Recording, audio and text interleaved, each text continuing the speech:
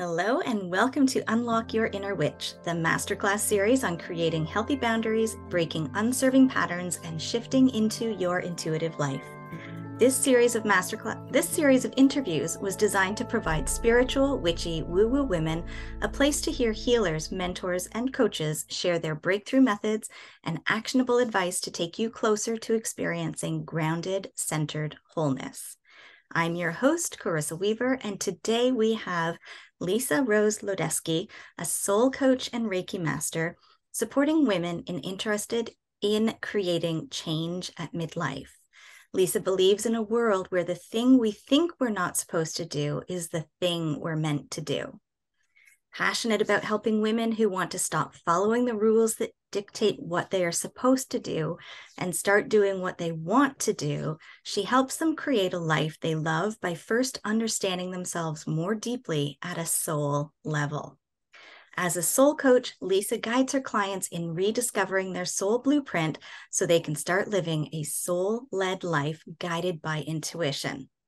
Today, I'm looking forward to diving in and hearing her stories and experiences and how you can come home to yourself. Welcome, Lisa. So good to have you here today. Thank you, Carissa. I'm very excited to watch your master series myself. Excellent. That's great. So how about we jump in and start off by having you share a little bit about your story and what got you to where you are today? Okay. Well, the idea of having a soul is not new. I was raised as a Catholic. I'm no longer a practitioner, but because of that, the word soul was always present in my life from a very early age. And I'll just give you a quick example, being taught right and wrong, right? For example, if you murdered somebody, you would get a little black mark on your soul, and that would never go away.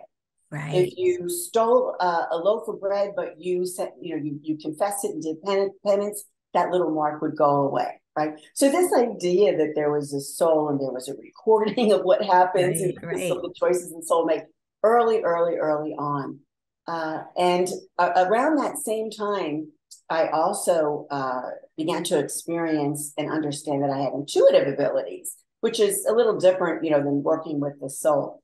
But all of that had to be undercover, shall we say, I'm not supposed to have power. I was supposed to be able to do things that didn't have empirical evidence to support it.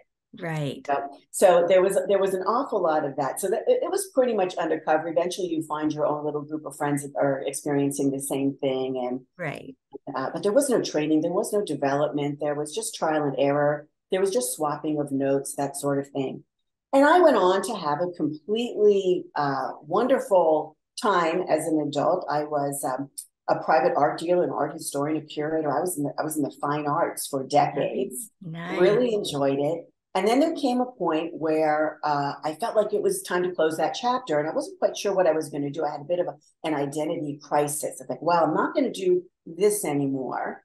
And I was feeling called back into the metaphysical arts in some way. And I wasn't sure what that was going to be. Was it going to be astrology? Was it going to be, maybe doing tarot? Because I knew that I was good at doing understanding energy and doing readings and that sort of thing. And I was in a bookstore right as I was thinking about what am I going to do next. And I was looking in the metaphysical section, and a book dropped off of the shelf behind me. And I was alone in the aisle.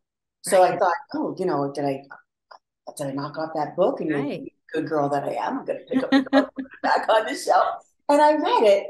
And the book was a book called Trust Your Vibes by Sonia Choquette, who eventually became my mentor. And I studied with her for about 4 years. But I didn't know who she was. Intuition as a career or at a professional training level was something that I'd never heard of.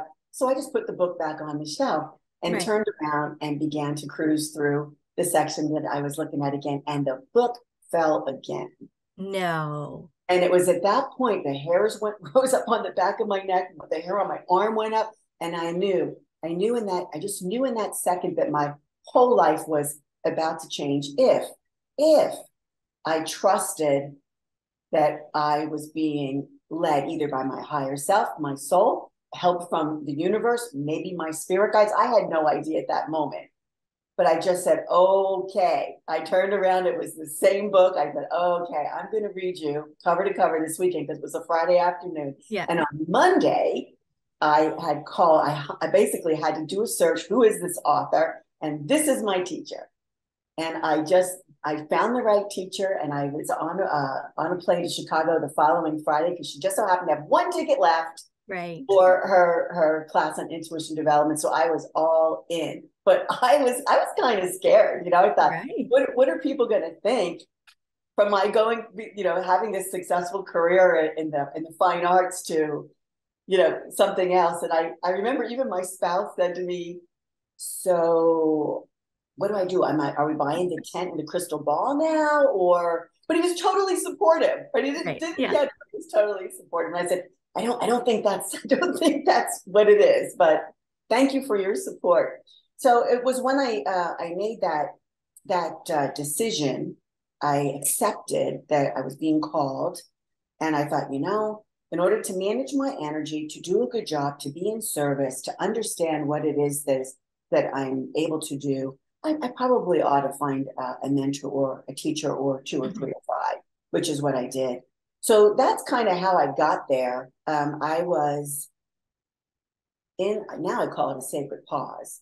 You know, that place where you stop what you were doing, but you haven't made the decision about what you're going to do next. Yeah. And oftentimes we get lost in that state thinking, well, I should hurry up and make a decision, or I'm not supposed to take this time, or I'm not supposed to do what I'm thinking I should be doing, which is, as you had said earlier, I mean, that's what I believe, that the thing we think we're not supposed to do is most likely the thing that we absolutely should be doing. We're trying to find all kinds of reasons to not do it and to avoid it. Mm-hmm. Mm-hmm. And a lot of that comes from external sources because we're no longer listening to ourselves inside. So the key there for me was to trust me, myself, and I. Right. The triumvirate there. So me, myself, and I. And it worked out beautifully. And I'm still being led like that day to day.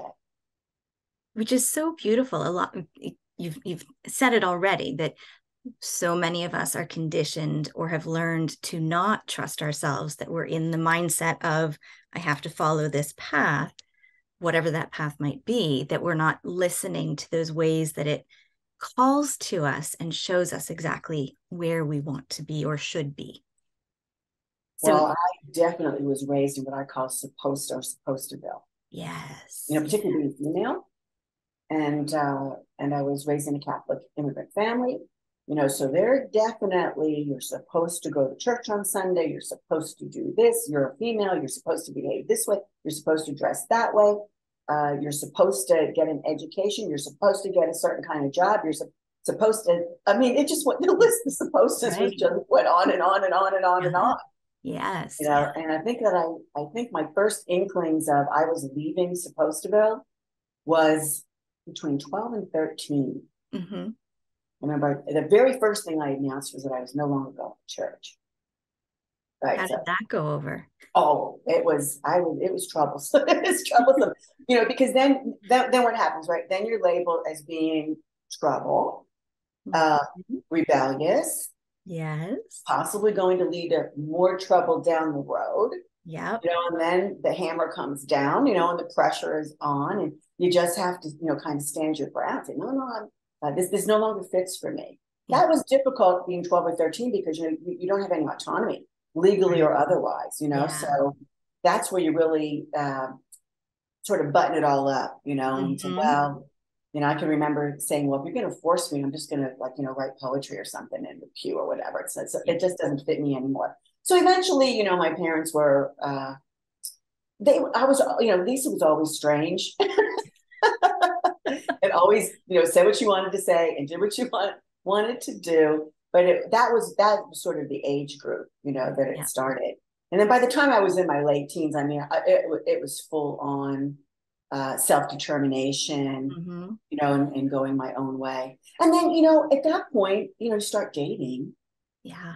And then the boyfriends, they come with their boatload of Suppostaville for you. Yes. Yeah. And that was really problematic for me. Yeah. It was like, I'm not really sure I'm not going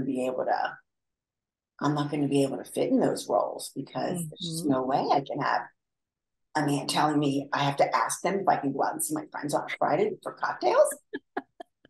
Yeah, no. So that really didn't work, and that was sort of how the life looked. And then on the way, when once I decided to move into the healing arts, the work begins with the self. Right. Yeah. So for me, I studied with Sonia Choquette for 4 years. They're big, long, intense workshops. She was wonderful. Then I also became a Reiki master along the way. I really became interested in energy work, and I'm extremely good at that. So I just went for it. Now, that's something that still raises eyebrows. Reiki what? Reiki who? Right. Yes. And then I found within a workshop that Sonia was giving, we were doing different kinds of modalities. Shamanism, or using chant, sound vibrational healing, meditative journeying. I mean, it was just a really wonderful menu and an introduction of the metaphysical arts to try to figure out which one fit. Which one it felt like it was easy for us. We got great information. We could depend on it. We could be in service to others using that. And for me, it was the introduction to the Akashic records. Nice. Yeah. Which I said before, used to talking about the soul, but I had no training and no experience in accessing the soul record. Right. For specific information. So I got my first inkling. Her approach was a bit more abstract. Eventually, I found a teacher for that, and I studied with her for quite a while, and then put it into practice. And that methodology works beautifully for me and my clients. So understanding who you are, the essence of who you are, what your soul. We're talking about the collective energy that makes up the soul, and the qualities, the characteristics, the abilities, the gifts, even the shadow side of it, how the soul, your particular soul best manifests, how to even access your record, how to understand the signs and symbols, and then practically apply it is the centerpiece of my work now. Although I also am an intuitive. I believe in intuition development strongly, because, the soul's the great pilot in my view. But your intuition is the navigator or the day-to-day guide, because your body is your intuitive instrument. Yes. So once you don't have a body, right, you don't need intuition anymore. Now, then you're in the spirit realm. It's different. But while you have feet on the ground here at Earth, this body is trying to constantly read vibration. So that's sort of the pieces of it for me. The understanding yourself as a soul, creating a soul-led life. Really have to manage what goes through the mind, here, in order to be able to let the soul lead. That just takes a little bit of practice, but everybody can do it, because it is who you are. And then working and developing your intuition for the day-to-day situation. So that, should I go right? Should I go left? Does this feel like the right offer for me? Should I put this on hold until more information is available? Yeah. And if anybody's thinking about, well, how can I start? How can I start down this pathway of change for myself, where you gain confidence, and begin to trust yourself? I would say an easy one is to expand or create a daily spiritual practice, whether it's 2 minutes or an hour or whatever it might be, where you give yourself the time to begin to understand who you are and what you want. Yes. Because here's the big thing for those who are scared, or they're afraid what people are going to say, right? Or they're going to have pressure, is that you are an experience. Yes, that's so well put. You are an experience that other people are waiting to have. Yeah. So the great gifts that you come with that you're going to express and you're going to share while you're here on the planet are meant to be shared for the benefit of others. In other words, beyond yourself. Yes, first they benefit you. But then you figure a way that you are going to use those gifts for the benefit of others, because we are all here to support each other, to become the best that we can be. What I mean by the best is in alignment with our soul. Once you're in alignment, everything seems to come pretty quickly and pretty easily. It's a daily effort, right? I don't want to make it sound like once you're there, you're in the boat and that's it, right? You're just cruising down the river. No, it's an effort. And then of course there's lots of choices that you can make as a human. But you are an experience, and it's so important that you do not worry about what others think about you. In fact, it's none of your business, right? So let's say if you can say to yourself, you know what? I'm just going to let them think what they want, because what they think is really none of my business. Let them think that. I'm just going to do my thing and be who I came here to be. And because if you start worrying about what other people are thinking, what happens is you begin to change. Right. You start living in Suppostaville. Soul Town, right? That's why I call it. We want to leave Suppostaville and enter Soul Town. Yeah. And when we make that change, traveling through life is when we will realize the benefit of the essence of our soul for ourselves and for others. So when you start changing, you start making decisions that really aren't yours. You try to start pleasing people. You start hiding your great gifts. You don't get to share them. So other people lose from not being able to have you as their experience in life. So it's really, really important that you not worry about what other people are thinking. There's only one exception to that. The only exception to that, in my view, are people who you respect, who also have your best interests at heart. Yes. Whether they agree with you or not. Right. Like I told you about my spouse saying, do we buy the purple tent and get the crystal ball? Right. So even though he's a scientist, has no idea what it is that I'm doing, this person's very supportive. So when he has an opinion, I listen to it. I don't follow it. Yes. I just hear it. Right. Yeah. And I consider that this person has my best interest at heart. Everybody else, no. They can chat away and I just, absorb it, but it doesn't, I'm not out to please anyone. So yeah, that's it. You are an experience. I wish I could say it. Wouldn't that be a great chant? You are an experience. So you could say, I'm an experience. I'm an experience. Absolutely. Yeah. I'm an experience. Yeah. I'm here to share my great gifts. Yes. Yeah. So that's all great. That's all great.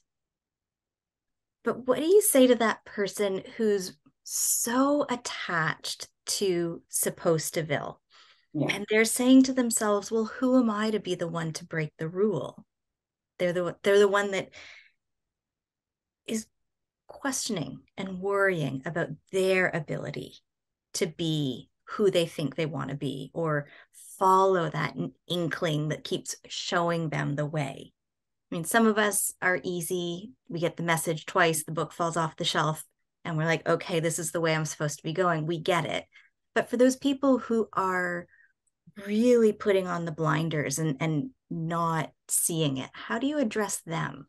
They're curious. Well, they don't the people know. that have their blinders on are probably watching your Masterclass series on their iPad or their phone in their car at lunchtime when nobody else is watching.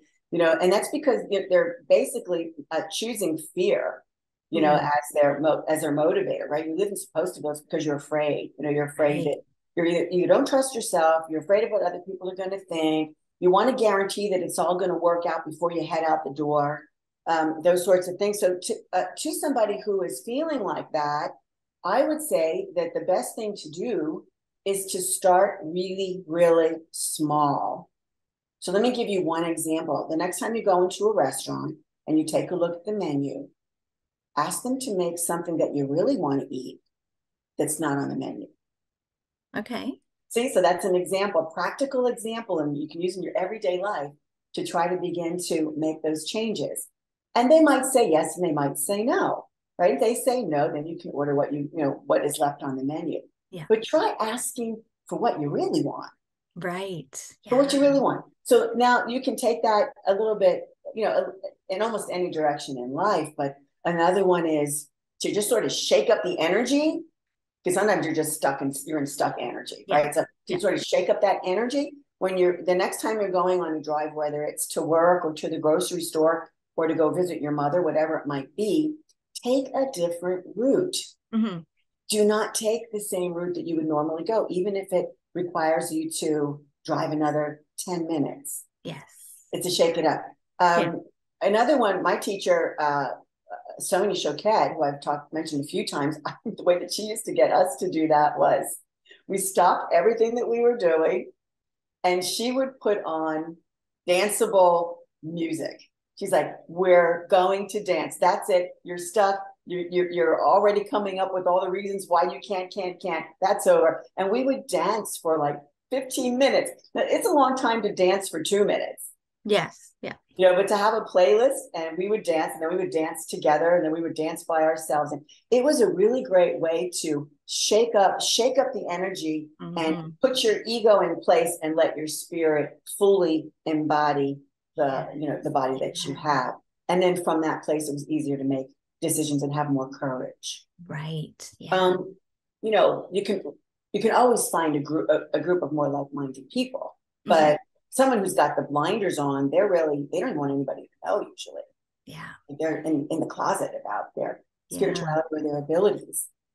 So you sort of come out slowly. They'll start by watching your Masterclass series and saying, look at all the practitioners and how they were able to do it. I could probably do this too. And then go from there and taking small steps. Yeah. It might require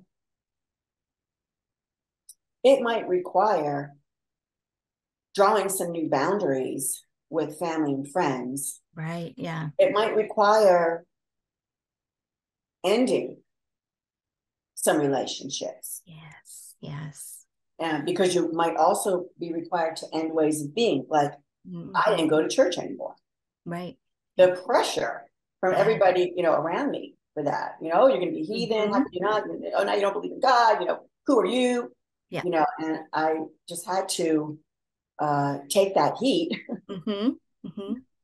But I didn't steal anything. I wouldn't kill nobody. I wasn't a liar. All the things that you're supposed to be right. Supposed to be doing. And learning from that particular dogma. So the essence ends up becoming, who you are. Right? Everybody has a choice, right? So when you're experiencing something, you choose the polarity. Either you're experiencing the positive side of it, or you're experiencing the negative side of it. Both of them are your choice. Yes. So for someone who has their blinders on, they might be choosing to experience for some reason the inability to be able to fully express themselves in their truth and to truly live, so they feel like they're truly living, which is my overall message: is are you truly living? Yes. And then that is a choice that they will have to reconsider in order to be able to feel like they're living the life that they want to live. Yes. Yeah. I don't know. Was that helpful? Did I answer your question? Of course you did. Okay. So we're going to take it a little bit further, because in choosing to move into what you want, let me word this well. You're making that choice on that duality scale of I want to experience good, or I'm inadvertently choosing the negative experience. When you're choosing something different than what you're used to, right? We get very complacent with our status quo, and because it becomes comfortable, even though it might be uncomfortable to us, it's still comfortable because it's what we know. Right. So if I'm choosing something other than what I know, I have to have a form or a sense of self-safety so that it helps me weather the storm of when people are saying, oh, well, you're turning against, or now you're the problem person, or however the person who is saying, or I think is saying, or I perceive or think they're going to, whether they do or not is neither here nor there. But how do you create safety for yourself so that you can try those new things? Well, it's true that people become very comfortable in their discomfort. And sometimes it's just easier to stay there because they know how to do it. It might even be normalized where they don't even recognize that they're uncomfortable. But the moment they recognize that they are now uncomfortable, it's more painful staying there. Yes. And they're looking for ways to emerge from that. And to answer the safety, how do I feel safe about moving in another direction? Again, in my view, is trusting the higher self, trusting the self. Because that, if you continue to look externally for support, inspiration, confirmation, I mean, that's all lovely when it's coming your way and it's affirming, but you have to have already made the steps in that direction. Because and then there's always the opposite of that too, where people will question that. Are you sure? Well, that's not rational. That doesn't make sense. I mean, I never knew you were interested in that. Right. How do you know that's going to work out for you? Those are the sorts of that's the negative choir that you really have to stop attending. Yes. To speak. So again, who is around you? What are you choosing to have around you? Is your environment, do you feel safe in your environment?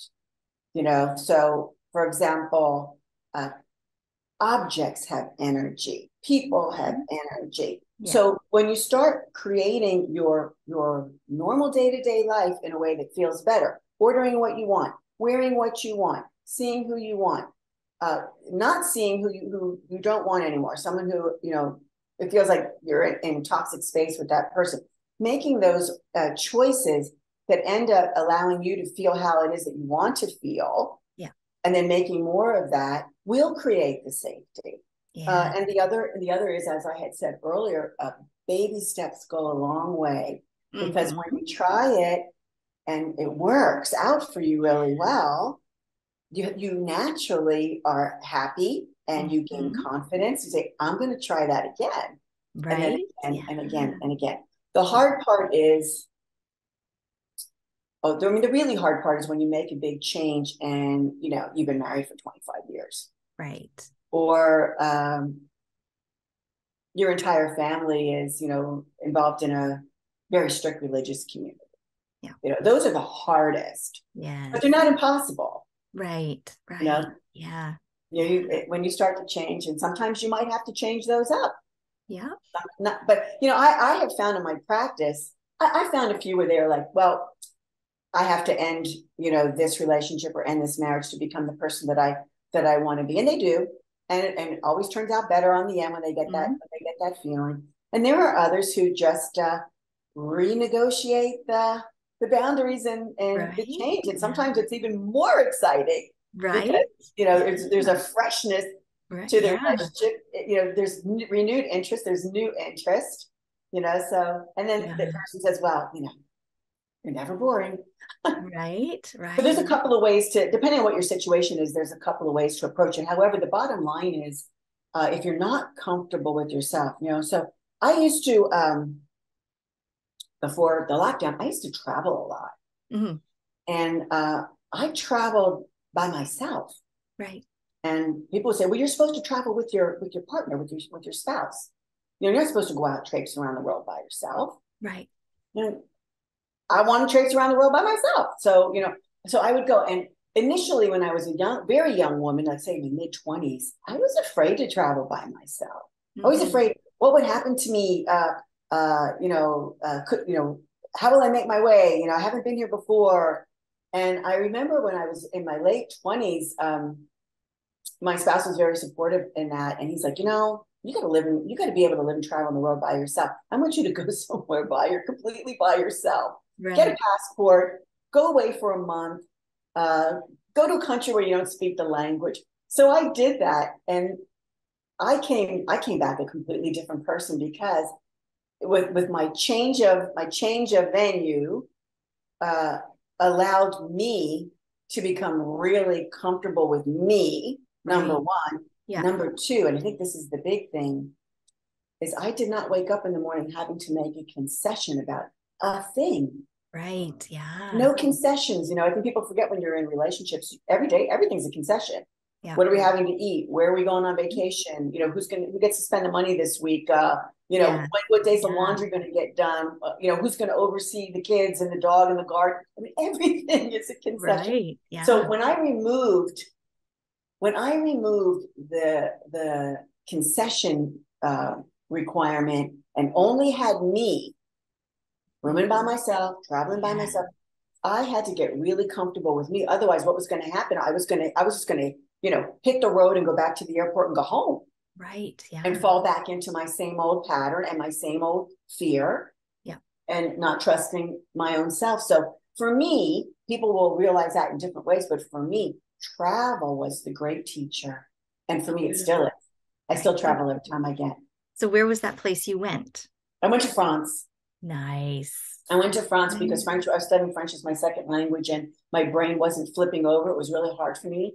So I went to France and I lived with a French woman in Avignon for a while and studied at a school. And then I took off by myself. Nice. So beautiful. And I traveled around, you know, France and a little bit into Italy and, you know, that whole area, Germany, Switzerland. But the bulk of it was in France. So yeah, it was life-changing. Yeah. I was 30. Nice. Beautiful. Yeah. So let's bring it back to your clients. Yes. What are you seeing as the underlying driving force that they're searching for when they come to start working with you? Two things. The first is that they've done everything they're supposed to do. And that's been completed. And now they have a window of opportunity to figure out who they are and what they want next. And they want that to be reflective of who they truly are at soul level. So I don't usually have clients that don't know what I'm talking about. Right. I usually have clients who are already spiritual, creative women that have, you know, are interested in themselves, not in a narcissistic way, but getting to have a deeper dive. Yeah. So that's generally where they're at. They're somewhere between 35 and 60. Most of them land between 48 and 58. And they usually have some free income to spend on themselves for personal development. Right. And they're looking for a coach or who acts as a guide, doesn't tell them what to do, but holds this space and helps them change their perspective and helps them get to know themselves at soul level. So that's generally who it is for me. And the other is that they are in transition usually already. Right. Yeah. Usually, and they're not looking, they've found themselves in transition. What I mean by that is they've decided to get the divorce. The last child is heading out to college in September. They came to a place where they got laid off from their job. And before they jump into the next one, they want to give themselves time that if they want to they want to pivot, they want to shift, they want to reconsider. Yeah. This is the time. I oftentimes get women who are entrepreneurial. They have their own practice or businesses, and they would like to change them to be more suitable to who they are now that they know who they are. That's a big one. Yes, alignment. I would like to be able to have my business seamlessly be part of my life and particularly my spirit. Nice. Beautiful. So soul-led life, soul-led business. Right. So beautiful. So tell me about your programs and courses and some of the biggest transformations you've seen your clients experience. Okay. So the centerpiece of my practice is soul coaching. So it's a one-to-one program. I do that as an intensive where there's a shorter version of it. And then there's a longer version for people that want to sort of blossom more slowly, shall we say, blossom in place more slowly. There's some tools that I also have, intuition development courses, communicating, working with spirit guides. The start for everyone that's working with me as a soul coach is I create for them their soul blueprint. And the soul blueprint is, I do that work. I go into their soul record and I describe for them exactly the characteristics and the qualities of their soul. I go a little, that's a soul, basically it's a soul profile. It's always accurate. I'm still stunned myself every time I do one for someone. I'm like, really? They're like, oh yeah, this is exactly it. Yeah. And then the benefit of that is, as an intuitive for them, is that I go in intuitively also into the record. And I like to find out what are the choices that the soul made that are creating blocks or restrictions or chaos or, yes. Things that are not helping them, including whether or not there's any negative spirit guides hanging around. And you call spirit guides in and they work. And then when you don't need them anymore, if you don't release them, they still run that program. And now it goes from the positive to the negative polarity, causes all kinds of issues. So starting with the soul blueprint, everyone says, wow, that's just amazing. It's great. And then we do, I request an energy clearing of the record unless there's something that needs to finish out that the soul is trying to complete before it's going to be released. And with that information, which is a lot, I usually deliver, it's at least 25 pages, it's a PDF. We meet for the personal, for personal coaching and the practical application of what it was that they learned. And the beauty of that is, this is why sometimes people will say to me, well, I took the courses, this worked for this person. I read that book and this worked for that person. And I just thought I would use that as a template, and it doesn't work. Right. Well, it doesn't work because you got to create, you get that as information, and then you just take the pieces that are going to fit for you. So I'll give you one example that always helps people make an adjustment is the soul blueprint is made, right? We understand that. And then oftentimes the very next step is understanding how the soul best manifests. Because I can go in and say, well, what's the manifesting blueprint? Because some people will manifest better when they're surrounded by like-minded people. Mm-hmm. And they don't do so well when they're surrounded by people that don't think anything like that. Yeah. And then, of course, right, there's souls that they thrive where no one thinks like that. Yeah. And they don't thrive when everybody thinks like that. In fact, they might even feel deflated. Right. Yeah. Where it's like, oh, everybody else already doing this, so I'm not going to add my 2 cents. Yeah. And so that they end up shutting down. So there's lots of parameters that can be examined that help people understand how they best manifest. Mm-hmm. And then the soul coaching part of it is the personal application. Along with that, they receive training from me on how to trust their intuition and develop it.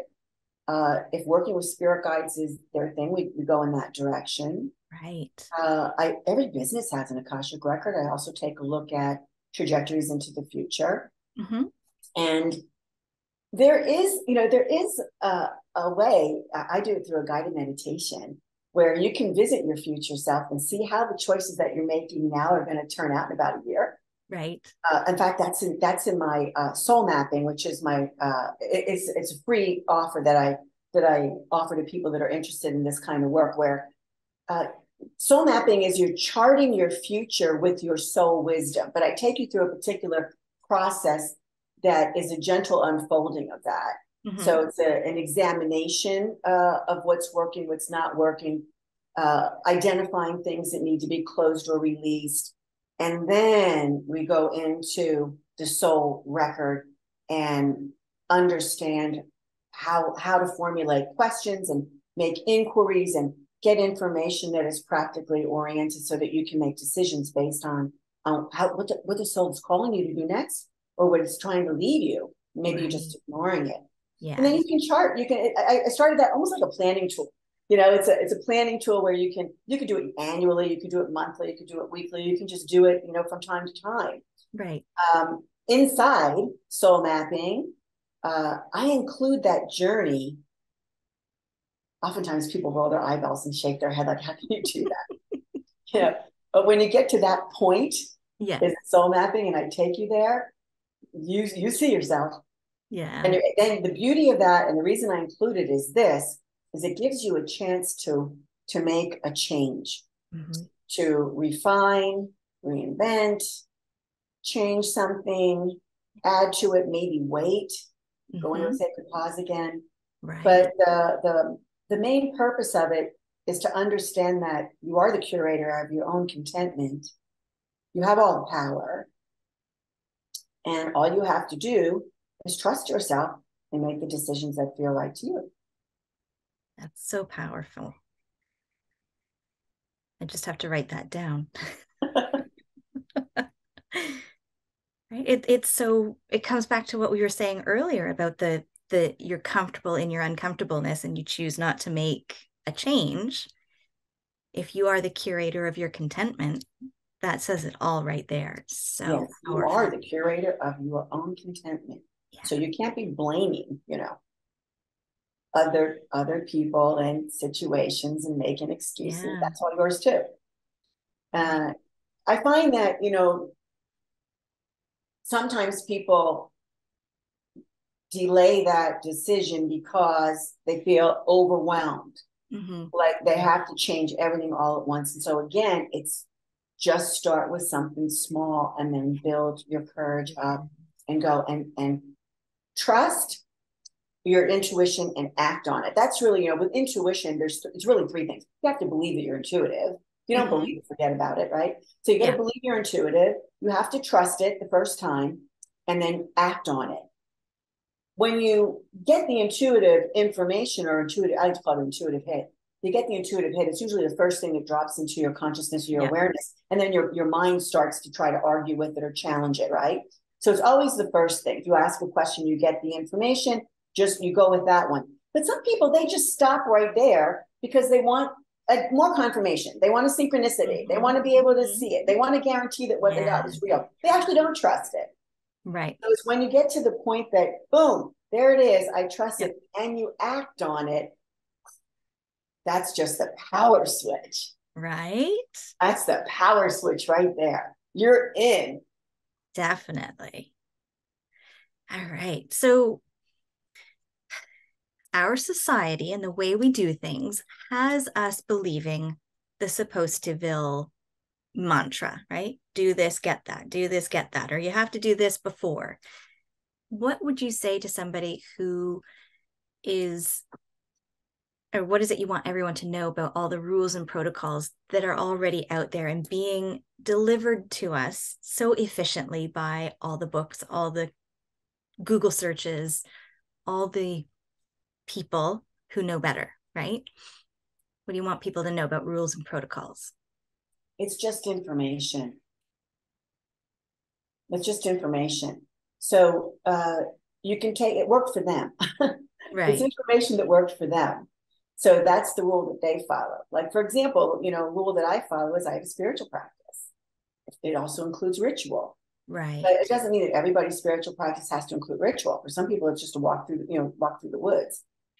So all those rules and protocols, and you're supposed to do it like this, just take it as it's information that's out there, and you choose whether or not it is relevant for you and what it is that you're trying to do. Mm. And I find that when people look at it that way, there's certain elements like that they pull. Like, for example, personally, in my spiritual practice, even though I'm not a practicing Catholic or I don't follow any organized religion, I'm just a spiritualist.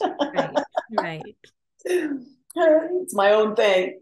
I pull from elements that would have been supposed, right? Like, for example, I still love beeswax candles. Mm-hmm. Mm-hmm. I still love the smell of incense. Mm-hmm. So I use incense. I still love looking at art and artworks for inspiration, and having those around. I do like the change of seasons. Mm-hmm. So I'm pulling right out of Catholicism, right? The pretty paintings and the colors and the candles and the incense, mm-hmm. and from nature, or maybe not quite shamanism, although that is directly connected to nature, but maybe even witchcraft, or what witches practice. They're using a lot of natural elements. So I will pull from that. Like, I will have water on an altar that I make, or I might have twigs or leaves, or flowers is big for me. Right. I like living life. Mm-hmm. It's my big bouquet of wildflowers there. So that's always around. So you can pull from lots of different things. Mm-hmm. And that would include the rules and regulations. Yes. If they serve you, but not just to follow without thinking about it. So test, test, test, test. Right. Does that work for you? Does it feel right for you? Is it benefiting you? Can you, and you can change it up, by the way. It's not like once you decide one thing, that's how it's going to be forever. You can change it up. Something that works for you right away as you're beginning your practice and taking the blinders off might not work for you later. Like, for example, a lot of times people will start with heavy duty journaling, heavy duty use of oracle cards, heavy, right? Hours every day. And then after a while, once they trust themselves, they get that hit in their leg right away. And they don't really need to do it that much, right? Unless they love to do it. Right. Yeah. They love to do it, Same thing with journeying. You can do the journeying so that you understand the vibration when it's coming at you. And then you don't have to do the journeying to feel the vibration coming at you and then make the choice and take the action. Right. So the shortcuts come later. And then you might become interested in something completely different. Like you might really be interested after you've mastered one thing to start studying something else, like as I did. Yeah. I studied intuition first, then I studied Akashic records. Then along the way, I was doing Reiki as well. I've dabbled a little bit in oracle cards, although I haven't been trained in doing tarot, which is wonderful. Tarot readers and how they just always get that right, don't they? They do. The cards. Yeah, I just love that. Yeah. Working with crystals and incorporating crystals. Like I incorporate crystals in my Reiki practice. So you can maybe it's shamanism, maybe it's sound, healing bowls and Tibetan singing bowls, whatever it might be. The beauty in the musical or the sound realm is there's hardly any rules. Yeah. There, lots of rules in shamanism, in my view. Right. For me, it wasn't, I didn't see that as a great modality for me. It just felt like the long way home for me. And there was too many rules. And having left Catholicism, I was like, oh, no. If you get a bunch of rules, I'm out. So yeah, I'm out. I appreciate everybody that does it. And that's their thing. And that's great. Yeah. But for me, I can't do that many rules. And that's the beauty of it, right? Like that person who is a masculine energy person is going to want the rules and going to want all the steps all laid out. And that is there. The practices are there. And those who are more on the feminine scale that want I'm going to feel it through and follow where it goes, that's available to you as well. So that's the beauty. That was a wonderful thing to watch when, as I had said earlier, when I was in a workshop in Chicago, and we were doing that menu of a variety of different metaphysical. It was really wonderful to see people have their inner light turned on when they hit the one that was for them. Yes. Yeah. It was I'm getting goosebumps just talking about it. Yeah. It was wonderful. And it was a way to understand the largeness of the metaphysical world and how there's they're all methodologies and tools. Yeah. Right. Because we're all souls. Yeah. Because they're all methodologies and tools. And when you find the one that your soul is able to use the best for themselves and then for others, just go for it. Right? Yeah. It's so liberating. Yeah. Just go for it. It was fun. But somebody I was rooming with said, when they did that shamanistic journeying and they got that drum going, she said, I just felt like I was leaving my body and I was able to go here, and other. And I couldn't wait for the drumming to stop. Yes. Yeah. So for her, by the way, this person is a shaman now. Right. So beautiful. So I understand you have a free goodie that you'd like to share with those tuning in. Could you tell us a little bit about it? Soul mapping.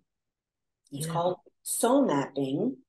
And it's a way to chart your future using your soul wisdom. I talked a little bit about it in here earlier. Yes.